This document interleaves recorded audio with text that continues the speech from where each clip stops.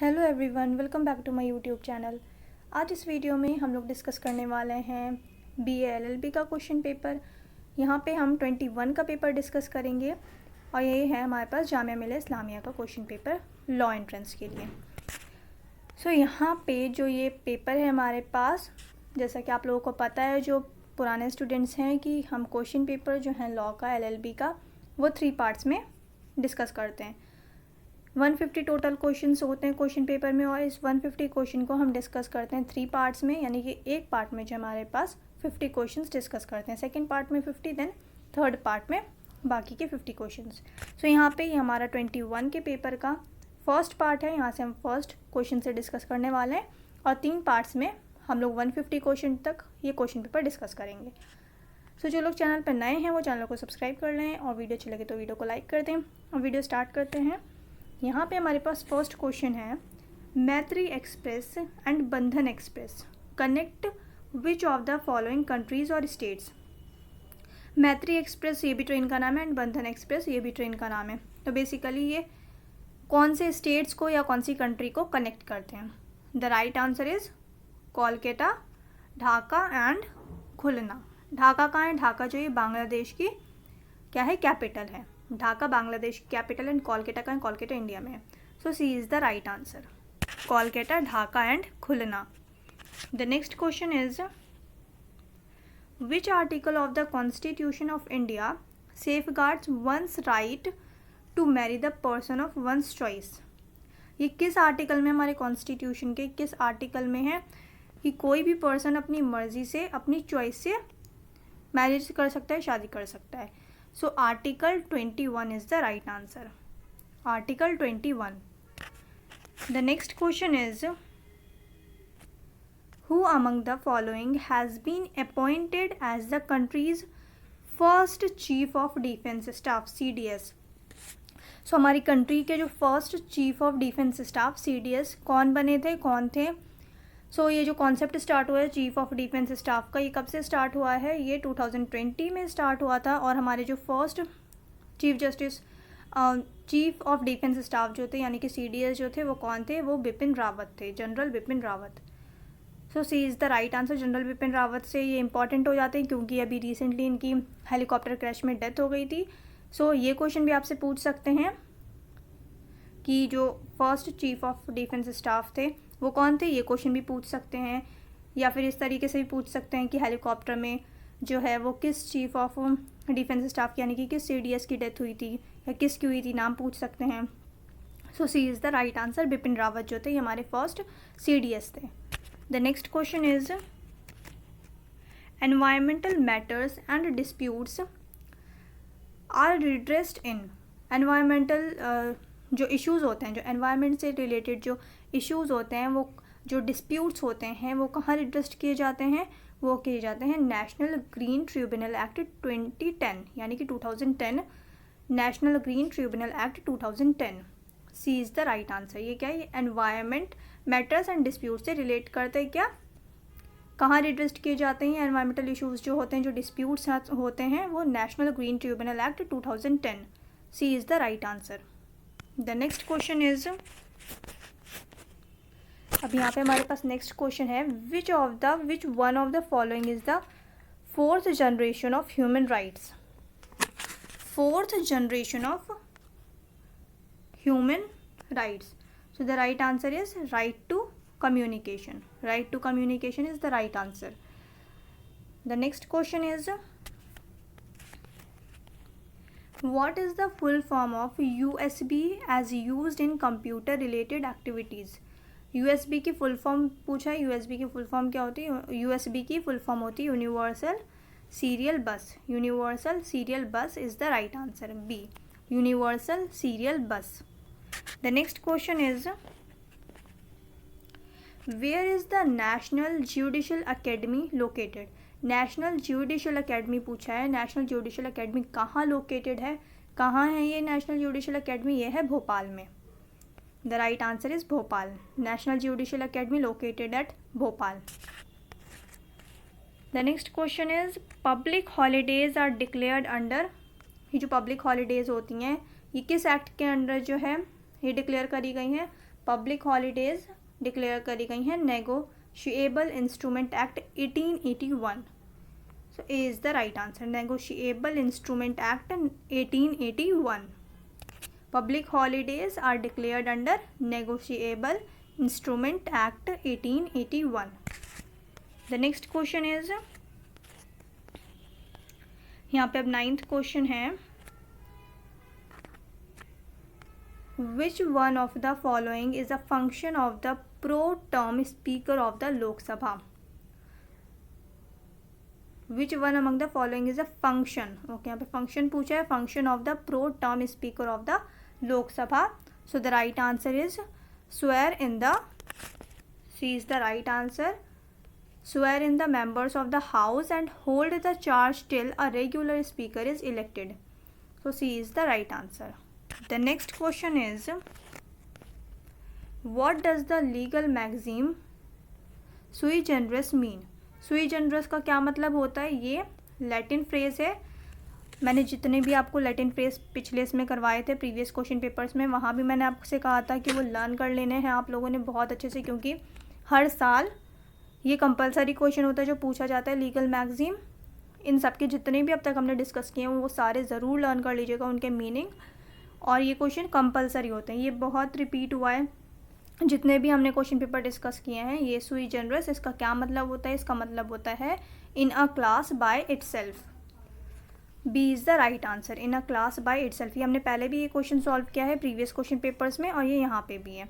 The next question is, अब यहाँ पे नेक्स्ट क्वेश्चन क्या है, what is the technology used by the ministry of Jal Shakti to monitor the implementation of national Jal Jeevan mission?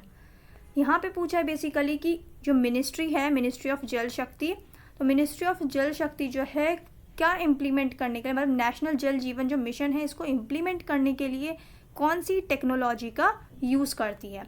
Ministry of Jal शक्ति जो है वो नेशनल जल जीवन मिशन को इम्प्लीमेंट करने के लिए किस टेक्नोलॉजी का यूज़ करती है? सो किस टेक्नोलॉजी का यूज़ करती है? Internet of things. C is the right answer, internet of things. यहाँ पे जो राइट आंसर होगा वो क्या होगा? इंटरनेट ऑफ थिंग्स जो ये टेक्नोलॉजी है जो यूज़ करती है कौन? मिनिस्ट्री ऑफ जल शक्ति. किस लिए? इम्प्लीमेंट करने के लिए नेशनल जल जीवन मिशन को. सो C is the right answer. अब नेक्स्ट क्वेश्चन है, विच union ministry implements the PM गरीब कल्याण अरुणा योजना स्कीम? स्कीम्स जो हैं, जो इम्पॉर्टेंट स्कीम्स हैं, जो लेटेस्ट स्कीम है करंट अफेयर्स में, वो इम्पॉर्टेंट हो जाती हैं क्योंकि स्कीम्स वगैरह भी बहुत पूछी जाती है. तो यहाँ पे पूछा है बेसिकली कि यहाँ पे जो ये स्कीम दी है ये किस यूनियन मिनिस्ट्री ने इम्प्लीमेंट की है? सो PM गरीब कल्याण अन्न योजना. सो अन्न जो है ये ज़ाहिर है अन्न क्या? फूड से रिलेटेड है. तो कौन सी मिनिस्ट्री होगी? Ministry of food and public distribution. So C is the right answer, ministry of food and public distribution. ये इस मिनिस्ट्री ने इम्प्लीमेंट किया है PM गरीब कल्याण अन्न योजना. अगर आपको नहीं भी पता है, मान लीजिए अगर आपको कोई स्कीम नहीं भी पता है, तो काफ़ी सारे ऐसे वर्ड्स होते हैं, स्कीम्स जो होती हैं वो नाम से आप पता कर सकते हैं. सो यहाँ पे जिस तरीके से है कि अन्न, तो अन्न से क्या होगा? फूड. ठीक है, तो इस तरीके से भी आप लोग एलिमिनेट कर सकते हैं. So C is the right answer, ministry of food and public distribution is the right answer. The next question is, what is the strength of judges? यहाँ पे जजेस की स्ट्रेंथ पूछे कहाँ कि सुप्रीम कोर्ट की एट प्रेजेंट में, यानी कि जून 2021 का है, तो जून 2021 तक का पूछा है कि यहाँ पे जून 2021 में जो सुप्रीम कोर्ट में जजेस थे उस टाइम पे उनकी कितनी स्ट्रेंथ थी, मतलब कितने नंबर्स थे, कितने जजेस प्रेजेंट थे? सो 34 इज़ द राइट आंसर. 34 जजेस थे उस टाइम पे. किस टाइम? जून 21 में. ये 21 का पेपर हम डिस्कस कर रहे हैं, तो वो लेटेस्ट पूछा था, करंट अफेयर से रिलेटेड था ये, कि उस वक्त कितने सुप्रीम कोर्ट में जज थे? 34. So C is the right answer. The next question is, which organisation maintains and owns the copyright of the laws of cricket, a code for the cricket game? Which organisation, कौन सी organisation? The right answer is Marylebone Cricket Club. Marylebone Cricket Club is the right answer. The next question is National Pension Scheme और NPS is managed by which organization? कौन सी organisation manage करती है national pension scheme? सो ये जो है ये manage करती है कौन सी organisation? Pension food regulatory and development authority, यानी कि PFRDA. B is the right answer. B is the right answer. PFRDA की फुल फॉर्म क्या है? Pension food regulatory and development authority. B is the right answer. PFRDA. कितनी बार full form भी पूछ लेते हैं तो आपको पता होनी चाहिए PFRDA की फुल फॉर्म क्या है? Pension fund regulatory and development authority. The next question is which of the following is related to micro economics? इनमें से माइक्रो इकोनॉमिक्स से क्या रिलेट कर रहा है? माइक्रो इकोनॉमिक्स, मैक्रो नहीं है यहाँ पे, माइक्रो है. क्वेश्चंस बहुत ध्यान से पढ़ेगा, यहाँ पे माइक्रो पूछा है, तो माइक्रो इकोनॉमिक्स से क्या रिलेट कर रहा है? Behaviour of individual economic units. Behaviour of individual economic units is the right answer. यहाँ पे जो डी है वो राइट आंसर होगा. Behaviour of individual economic units is related to micro economics. Micro economics, macro की बात नहीं हो रही, यहाँ पे माइक्रो की हो रही है. The next question is which of the following ministries is responsible for calculating GDP in India?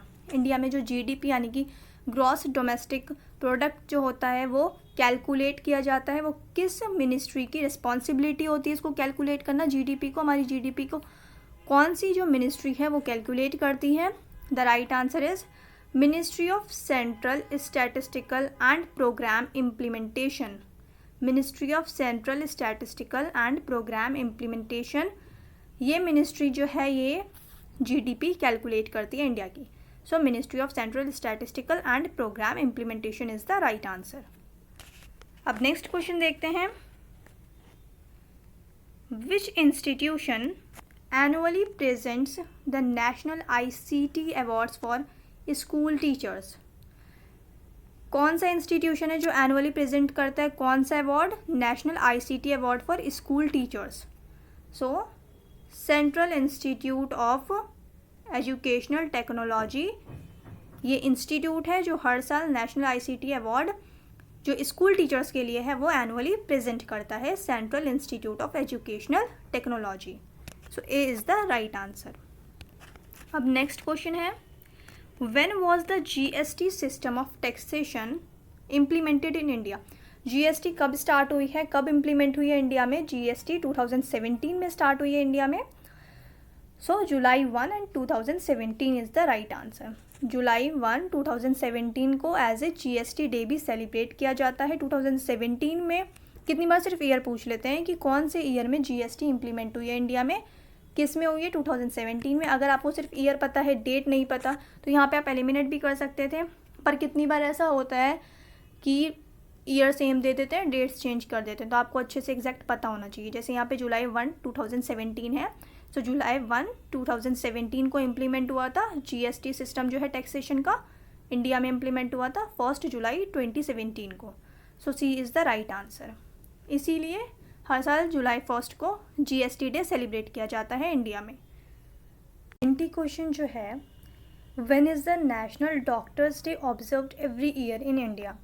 So important days जो हैं उनकी थीम वो सब चीज़ें बहुत इंपॉर्टेंट हो जाती हैं, क्योंकि डेज़ भी या तो फिर थीम पूछी गई है या फिर डे पूछे गए हैं. तो डेज़, इम्पॉर्टेंट डेज़ और उनकी थीम जो है वो ज़रूर पढ़ कर जाएँ. हर साल के क्वेश्चन पेपर में जितने भी हमने अब तक प्रीवियस ईयर के क्वेश्चन पेपर डिस्कस किए हैं उसमें ज़रूर पूछा गया है. सो यहाँ पे भी जो है पूछा गया है नेशनल डॉक्टर डे. थीम भी इसकी याद कर लीजिएगा और जो इम्पोर्टेंट डेज हैं वो भी याद कर लीजिएगा. सो नेशनल डॉक्टर डे कब सेलिब्रेट किया जाता है? जुलाई 1 को. और जुलाई 1 को अभी मैंने और क्या बताया था? GST डे, क्योंकि जुलाई 1 2017 को GST इम्प्लीमेंट करी गई थी इंडिया में, और जुलाई 1 को नेशनल डॉक्टर्स डे भी सेलिब्रेट किया जाता है हर साल. सो नेशनल यहाँ पे पूछा गया, इंटरनेशनल नहीं पूछा है, वर्ल्ड डॉक्टर्स डे नहीं है यहाँ पे, नेशनल डॉक्टर्स डे पूछा गया है. नेशनल डॉक्टर्स डे हर साल मनाया जाता है जुलाई 1 को. The next question is the death anniversary of which leader is observed as Samarpan Diwas. समर्पण दिवस जो है किस लीडर की डेथ पे, डेथ एनिवर्सरी पे समर्पण दिवस सेलिब्रेट किया जाता है? The right answer is Pandit Deendayal Upadhyay. Pandit Deendayal Upadhyay ji की जो डेथ एनिवर्सरी है उस दिन समर्पण दिवस सेलिब्रेट किया जाता है। समर्पण दिवस, ये पी है। सो समर्पण दिवस सेलिब्रेट किया जाता है पंडित दीनदयाल उपाध्याय जी की डेथ एनिवर्सरी पे। B is the right answer. The next question is square inc belongs to the owner of which social media major. Square inc किस सोशल मीडिया ओनर से बिलोंग करता है? The right answer is Twitter. Twitter is the right answer. The next question is Sputnik 5 the कोविड-19 vaccine was launch by which country. किस country ने Sputnik 9 जो है वो स्पुतनिक 5 जो है वो लॉन्च करी थी? और ये क्या है स्पुतनिक 5? ये कोविड-19 वैक्सीन है जो कि रशिया ने लॉन्च करी थी। So B is the right answer, Russia. The next question is the name of the made in India alternative to Twitter. The right answer is Koo. Koo is the right answer. ये जो important है current affairs वो ज़रूर पढ़ के जाएं। 22 में आप लोग पेपर देने जा रहे हैं। सो जुलाई 21 से जुलाई से लेकर के मई 22 तक के जो करंट अफेयर्स हैं वो अच्छे से पढ़ लीजिएगा, क्योंकि करंट अफेयर से ही क्वेश्चंस आते हैं। जो करंट अफेयर्स का वेटेज होता है वो ज़्यादा होता है। सो करंट अफेयर्स बहुत ज़्यादा इम्पॉर्टेंट हैं लॉ के, LLB के एंट्रेंस के लिए। सो ज़रूर पढ़कर जाएं। अब यहाँ पे नेक्स्ट क्वेश्चन है Amrit Mahotsav is the celebration of which event. The right answer is 75th year of independence. 75th year of India's independence. So Amrit Mahotsav जो है वो किस चीज़ की सेलिब्रेशन है? 75th year of India's independence. B is the right answer. The next question is the birth anniversary of which freedom fighter is to be celebrated as Parakram Diwas every year. अभी मैंने आपको बताया था कि डेज जो हैं वो इम्पॉर्टेंट है बहुत। अब अभी हमने एक डे डिस्कस किया था समर्पण दिवस। समर्पण दिवस डेथ एनिवर्सरी पे सेलिब्रेट किया जाता है। किसकी डेथ एनिवर्सरी पे? पंडित दीनदयाल उपाध्याय जी की। और यहाँ पे पूछा है कि कौन से फ्रीडम फाइटर थे जिनकी बर्थ एनिवर्सरी पे पराक्रम दिवस सेलिब्रेट किया जाता है? पराक्रम दिवस। सो यहाँ पे जो है डेज अच्छे से नाम और जो किस चीज़ के लिए सेलिब्रेट किया जाता है, क्यों सेलिब्रेट किया जाता है, ये सब चीज़ें अच्छे से पढ़ लीजिएगा। सो यहाँ पे किस फ्रीडम फाइटर की बर्थ एनिवर्सरी पर सेलिब्रेट किया जाता है Parakram Diwas? The right answer is Subhash Chandra Bose. Subhash Chandra Bose ji की बर्थ एनिवर्सरी पे पराक्रम दिवस सेलिब्रेट किया जाता है हर साल। The next question is which of the following is not a writ. इनमें से रिट कौन सा नहीं है? So D is the right answer. Warrant जो है वो रिट नहीं है। हैबियस कॉर्पस, मेंडेमस, क्वा वारंटो, प्रोहिबिशन, ये सब क्या होते हैं? ये रिट होते हैं। 5 रिट होते हैं टोटल। वारंट जो है ये रिट नहीं है। So D is the right answer. यहाँ पे नॉट पूछा था। So not a writ, warrant is not a writ. The next question is the total member of ministers including the Prime Minister in the Central Council of Ministers shall not exceed of the total strength of the Lok Sabha. The right answer is 15%. 15% is the right answer. 15% से ज़्यादा exceed नहीं की जा सकती लोकसभा की जो total strength है वो। अब नेक्स्ट क्वेश्चन क्या है हमारे पास? द नेक्स्ट क्वेश्चन इज टॉट is a species of Tort is a species of civil wrong. C is the right answer, civil wrong. अब नेक्स्ट क्वेश्चन है अ void agreement means. void agreement का क्या मतलब होता है? void agreement means agreement not enforceable by law. जो agreement law जो है एनफोर्स नहीं करता, not enforceable by law. A void agreement means agreement not enforceable by law. A is the right answer. The next question is which defense organization works under the motto वयम रक्षमा और we protect. कौन सी organisation का जो है ये मोटो है, वयम रक्षमा और we protect? The right answer is Indian coast guard. Indian coast guard is the right answer. Indian coast guard, इसका मोटो क्या है? Indian coast guard defence organisation है और इस डिफेंस ऑर्गेनाइजेशन का जो मोटो है वो क्या है? वयम रक्षमा और वी प्रोटेक्ट या फिर वयम रक्षमा। So C is the right answer. The next question is dash won 2021 International Booker Prize for the title. So यहाँ पे हमने यहाँ पे राइटर का नाम भी बताना है और किस बुक के लिए प्राइज़ मिला था वो भी बताना है। सो किन्हें मिला था? डेविड डियोप को। किसके लिए मिला था? Eight night all blood is black. 21 का पूछा है यहाँ पे क्योंकि 21 का पेपर है। So David Diop won 2021 International Booker Prize for the book titled at night all blood is black. So D is the right answer. The next question is which of the following studies is wrongly matched with its field?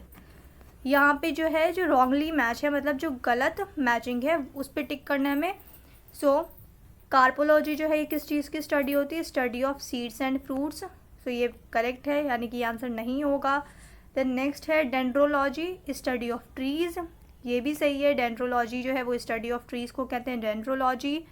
Then geoponics, study of rainfall. No, ये जो है ये wrong है यानी कि जो right answer होगा वो क्या होगा? Geoponics. Geoponics study of rainfall नहीं होती है। So C is the right answer. Then edaphology, edaphology कौन सी स्टडी होती है? Study of soil. सो ये जो है स्टडीज़ ये भी लर्न कर लीजिएगा। स्टडीज़ भी पूछ लेते हैं कितनी बार, डायरेक्ट पूछ लेते हैं यहाँ पे जैसे मैच में दे दिया तो कितनी बार डायरेक्ट भी पूछ लेते हैं। सो यहाँ पे कार्पोलॉजी किसकी स्टडी होती है? Study of seeds and fruits. Dendrology किसकी स्टडी होती है? Study of trees. And edaphology किसकी स्टडी होती है? Study of soil. और जियोपॉनिक्स जो है वो रेनफॉल की स्टडी नहीं होती है। सो इस वजह से यहाँ पे जो आंसर है वो सी। सो यहाँ पे जो जियोपॉनिक्स है ये बेसिकली किस चीज़ की स्टडी होती है? जियोपॉनिक्स जो होती है आर्ट और साइंस ऑफ एग्रीकल्चर को कहते हैं जियोपॉनिक्स। और स्टडी ऑफ रेनफॉल, रेनफॉल की जो स्टडी होती है उसको क्या कहते हैं? उसे क्लाइमेटोलॉजी कहते हैं जो कि किसके अंडर आता है? मीट्रोलॉजी के अंडर आता है। सो यहाँ पे ये जो है ये गलत है। सो जियोपॉनिक्स जो है वो आर्ट और science of agriculture. Then study of rainfall climatology होता है जो किसके अंडर आता है? मीट्रोलॉजी के under. So C is the right answer. यहाँ पे क्या पूछा था? जो रॉन्गली मैच्ड है। सो रॉन्गली मैच्ड कौन सा? C. C is the right answer.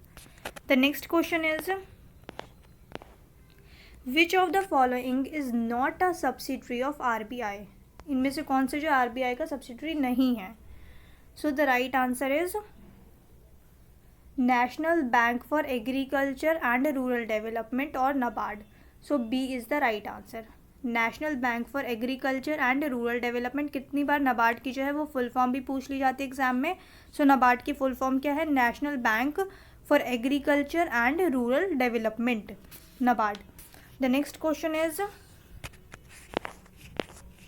अब नेक्स्ट क्वेश्चन है match the following religious text with their respective religions. यहाँ पे रिलीजियस टेक्स्ट दिए हैं और इन्हें मैच करना है रिलीजन से। सो आदि ग्रंथ जो है वो किससे रिलेट करता है? सिखिज्म से। सो 1 का सबसे पहले क्या होगा? डी। देन तौरा जो है वो जुडाइज्म से।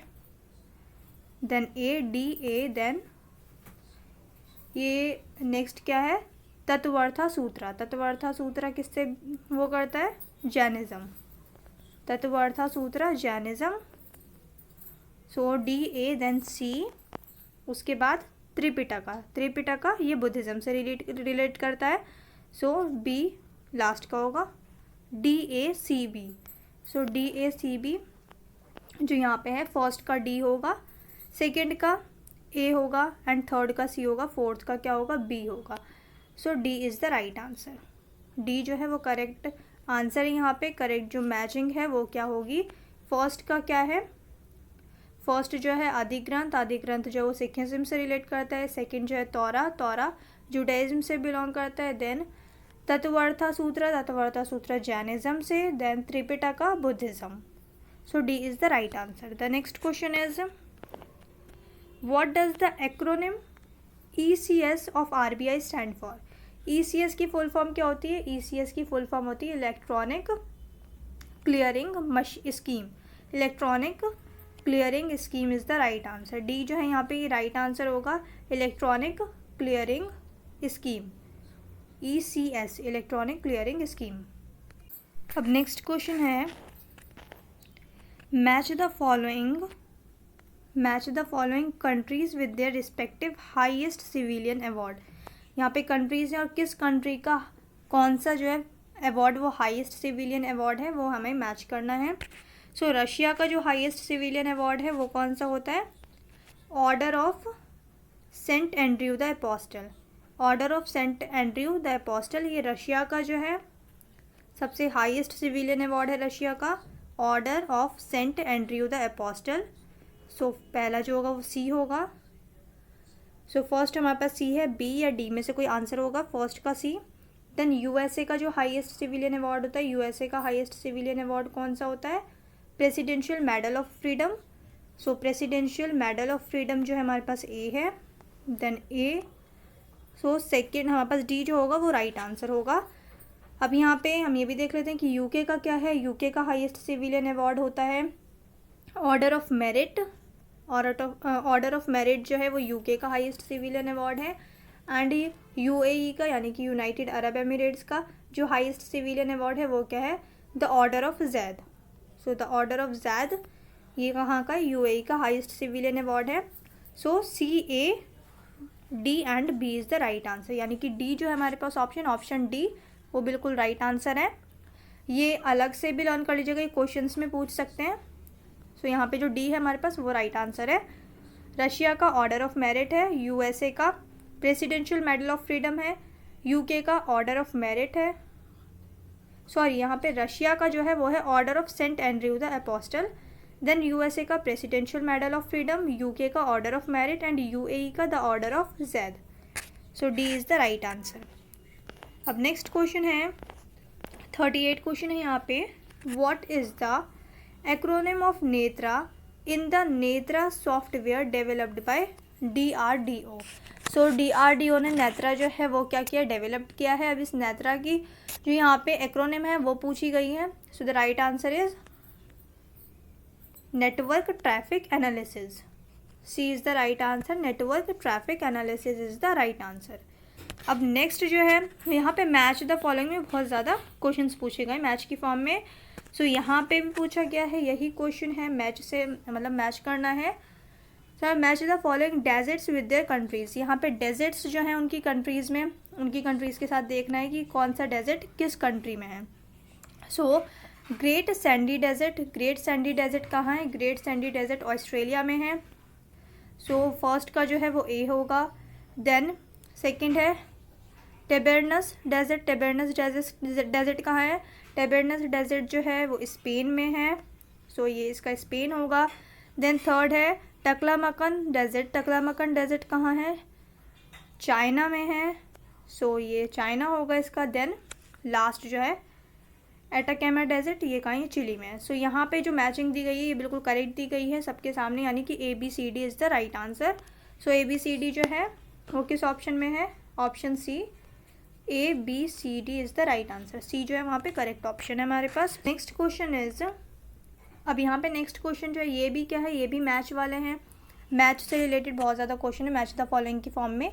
सो यहाँ पे अब क्या क्वेश्चन है? यहाँ पे क्या देखना है हमने? बुक्स एंड ऑथर्स कि कौन सी बुक किस ऑथर ने लिखी है, यहाँ पे ये बताना है। सो फर्स्ट बुक है एनिमल फार्म। एनिमल फार्म किसने लिखी है? एनिमल फार्म लिखी है जॉर्ज ऑरवेल ने। देन तो फर्स्ट का क्या होगा? फर्स्ट का डी होगा। देन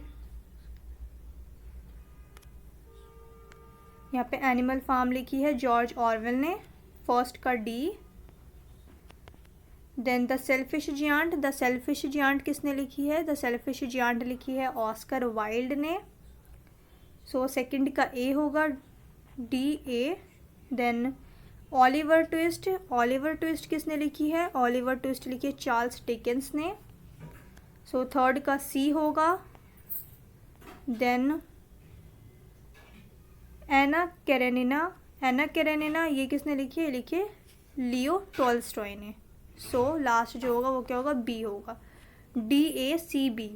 सो DACB कौन सा ऑप्शन है हमारे पास, DACB। So B is the right answer, DACB। First का डी होगा, यानी कि फर्स्ट जो एनिमल फार्म वो लिखे जॉर्ज ऑरवेल ने। द सेल्फिश जियांट सेकंड का ए होगा, यानी कि ऑस्कर वाइल्ड ने लिखी है the Selfish Giant. Then Oliver Twist लिखी है चार्ल्स डिकेंस ने, सो थर्ड का सी होगा। एना कैरेनिना ने लिखी है लियो टॉल्स्टॉय ने, सो फोर्थ का बी होगा। So B is the right answer. यहाँ पे जो ऑप्शन बी है वो हमारे पास करेक्ट आंसर है। द नेक्स्ट क्वेश्चन इज,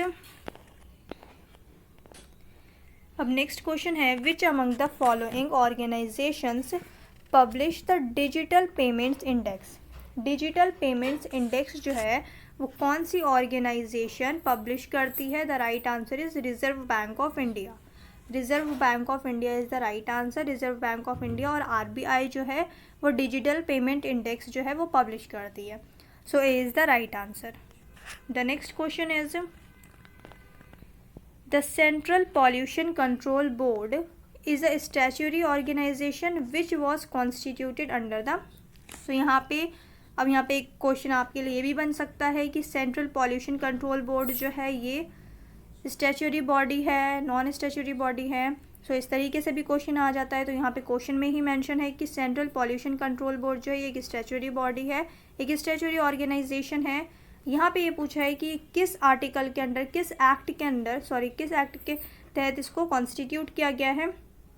सो यहाँ पे जो राइट आंसर है वो क्या होगा, Water Prevention and Control of Pollution Act 1974।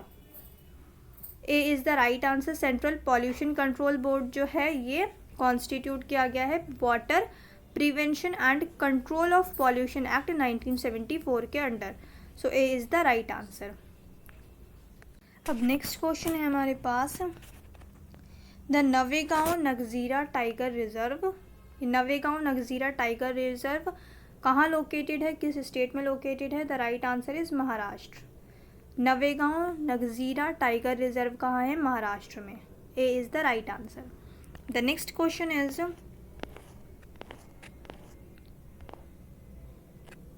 Next question है हमारे पास, brucellosis a zoonotic infection which mainly infects cattle, swine, goats, sheep and dogs is caused by. ये होता है बैक्टीरिया से। B is the right answer, bacteria. Brucellosis जो है ये एक जूनोटिक इन्फेक्शन होता है, यानी कि एनिमल्स में होता है। सो ये किसे इन्फेक्ट करता है? बेसिकली कैटल्स को, स्वाइन को, गोट्स को, शीप्स को एंड डॉग्स को। और ये किस चीज़ से जो इसका इन्फेक्शन होता है ये किसके थ्रू होता है? बैक्टीरिया के through. So bacteria is the right answer. The next question is, the operation breathing space. Operation breathing space is a joint collaboration mission between which of the following to countries. ये जो operation breathing space हुआ था ये joint collaboration था, ये किस दो country के बीच में हुआ था? ये हुआ था इंडिया एंड इज़राइल के बीच में। So D is the right answer, India and Israel. The next question is, the Tangam language. यहाँ पे क्या है? तंगम लैंग्वेज। ये लैंग्वेज का नाम है Tangam language which is marked critically endangered by UNESCO is spoken in which state. ये तंगम लैंग्वेज को जो है ये क्रिटिकली एंडेंजर्ड में यूनेस्को की जो क्रिटिकल एंडेंजर्ड लैंग्वेज वाली जो लिस्ट है उसमें तंगम लैंग्वेज जो है मार्क की गई थी उस टाइम पे। और अभी भी ये लैंग्वेज वाला इशू जो है बहुत ज़्यादा हो रहा है, क्योंकि अभी रिसेंटली न्यूज़ में था कि काफ़ी सारी जो लैंग्वेजेस है वो क्रिटिकली एंडेंजर्ड में लिस्ट करी गई है यूनेस्को के। सो वो पढ़ लीजिएगा, करंट अफेयर से रिलेटेड है तो ये क्वेश्चन आ सकता है, रिलेटेड लैंग्वेज से रिलेटेड कोई भी क्वेश्चन आ सकता है।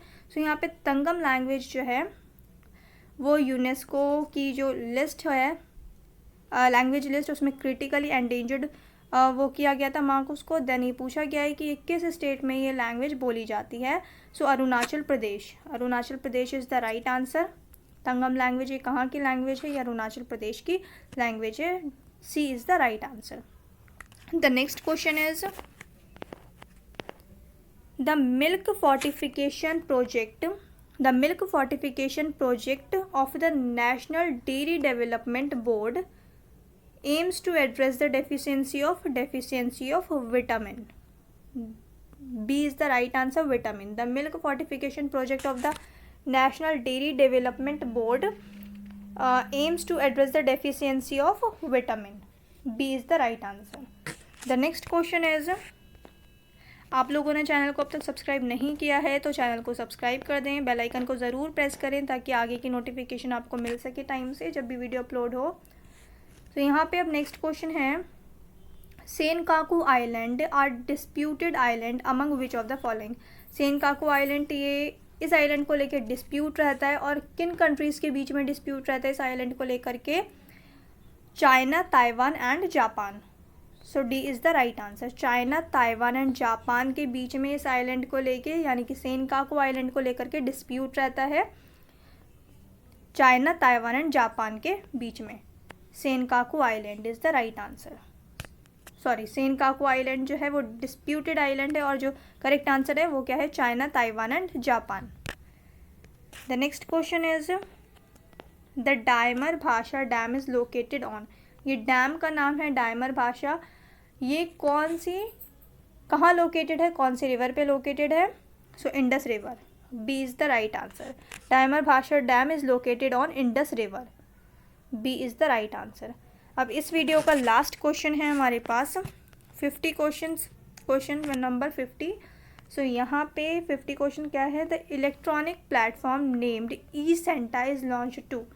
ई सेंटा लॉन्च किया गया था, तो इसका जो राइट आंसर है, connect aqua farmers and the buyers. Connect aqua farmers and the buyers. A is the right answer, connect aqua farmers and the buyers. The electronic platform named eSanta is launched to connect aqua farmers and the buyers. So A is the right answer. अब यहाँ पे हमने 50 questions discuss कर लिया है इस video में। अब हम सेकेंड पार्ट में बाकी के 50 क्वेश्चंस करेंगे एंड देन थर्ड पार्ट में जो होंगे बाकी क्वेश्चंस वो हम डिस्कस करेंगे। सो 3 पार्ट्स में हम लोग ऐसे ही डिस्कस करेंगे क्वेश्चन पेपर, और फिर ये हमारा है लास्ट। उसके बाद सिलेबस भी डिस्कस करूँगी मैं आपके साथ, और एलिजिबिलिटी भी, कि आप एलिजिबिलिटी क्या होनी चाहिए जामिया के LLB के लिए, क्योंकि जामिया में एज रिस्ट्रिक्शंस भी हैं। सो वो सारी चीज़ें मैं एक ही वीडियो में डिस्कस करूँगी। और चैनल को आप लोगों ने अब तक सब्सक्राइब नहीं किया है तो चैनल को सब्सक्राइब कर दें। वीडियो अच्छी लगी तो वीडियो को लाइक कर दें। अब मिलते हैं नेक्स्ट वीडियो में।